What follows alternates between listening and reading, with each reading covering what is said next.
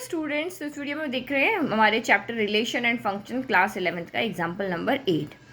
In figure आपको यहाँ पे गिवन है, shows a relation between the sets P and Q के बीच में यहाँ पे एक रिलेशन आपको यहाँ दिखाया है। Write this relation in set builder form and in roster form, what is its domain and range. तो हमें यहाँ पे दो तरीके से इस रिलेशन को दिखाना है, सेट बिल्डर फॉर्म में दिखाना है और रोस्टर फॉर्म में भी दिखाना है। तो देखो पहले यहाँ पे रोस्टर फॉर्म लिखते हैं, किसका किसके साथ रिलेशन है। अगर हमें ये पता चल गया तो हम एक यहाँ पे इक्वेशन बना करके सेट बिल्डर फॉर्म दिखा पाएंगे। तो सबसे पहले देखो, ये जो सेट आपका पी है, इसके 9 का रिलेशन +3 के साथ में भी है और 9 का रिलेशन -3 के साथ है।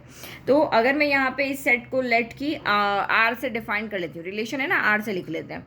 तो यहाँ पे हमने क्या देखा, 9 का रिलेशन 3 के साथ भी है और 9 का रिलेशन -3 के साथ में भी है।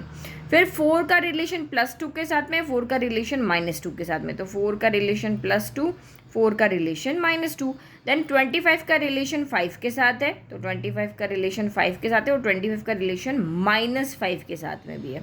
तो ये हमारा यहाँ पे क्या है, रिलेशन। तो ये हमारा क्या हो गया, रोस्टर फॉर्म हो गया।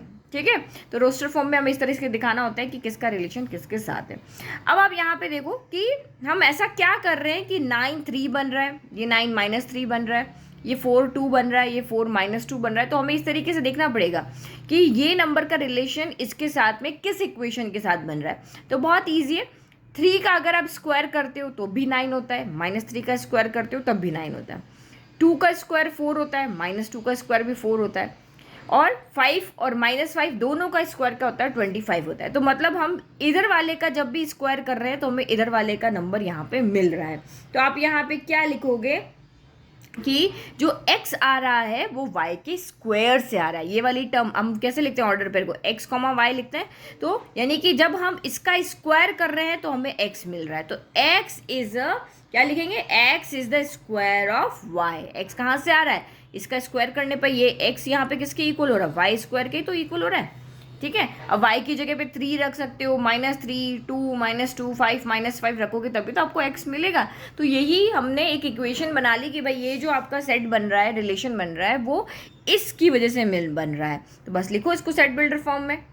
ठीक है, तो हमने रिलेशन लिख दिया r = अब ऑर्डर पेयर x, y की फॉर्म में आते हैं, ये सारे x, y की फॉर्म में, तो हमने x, y लिख दिया। अब हमें पता है यहाँ पर फिर कॉलन का साइन, आप x = y² भी लिख सकते हो यहाँ पे कि x = y² है, या फिर आप वर्ड की फॉर्म में भी लिख सकते हो कि x is the square of y, ऐसे भी लिख सकते हो। ठीक है, अब आपको दिखाना पड़ेगा x कहाँ से आ रहा है और y कहाँ से आ रहा है। तो x हमारा सेट p से आ रहा है और y हमारा कहाँ से आ रहा है, सेट q से आ रहा है। तो x belongs to p and y belongs to q। ये हमारा क्या हो गया, सेट बिल्डर फॉर्म हो गया। रोस्टर फॉर्म आपने यहाँ पे देख ही लिया, तो ये सेकंड में आप आंसर एज इट इज लिख लेते हैं।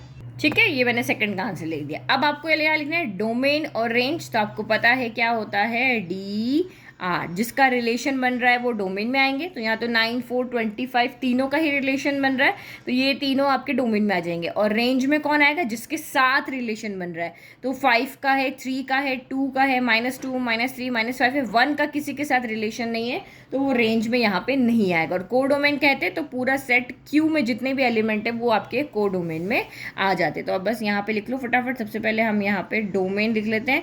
डोमेन में हमारे यहाँ पे ओनली 3 एलिमेंट है, 4 9 25।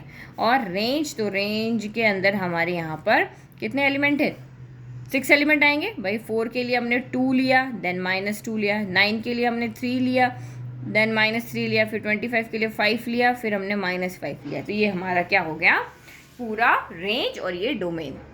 ओके, चलो नेक्स्ट क्वेश्चन देखते हैं। तो ये क्वेश्चन हमें कह रहा है कि सेट ए में 2 एलिमेंट है 1 2, सेट बी में 2 एलिमेंट है 3 4, find the number of relations from A to B. तो सिंपल सा यहाँ पे एक फॉर्मूला याद कर लो कि नंबर ऑफ रिलेशंस अगर आपको फाइंड करना है तो उसके लिए हमारे पास एक फॉर्मूला होता है 2 पावर PQ, जहाँ पे P क्या होता है, number of element in set A, और Q क्या है यहाँ पे, number of element in set B. ठीक है, तो बस हमने लिख दिया यहाँ पे। अब इसको सॉल्व कर लो। तो नंबर ऑफ रिलेशंस आपका है 2 पावर PQ यानी 2 × 2 यानी कि आपका 2 पावर 4 हो गया। तो इसको आप सॉल्व करना चाहो तो सॉल्व कर लो, अदरवाइज यहाँ तक भी आंसर राइट है, क्योंकि कभी कभी ऑब्जेक्टिव क्वेश्चन आते हैं उसमें यही ऑप्शन में आ जाता है।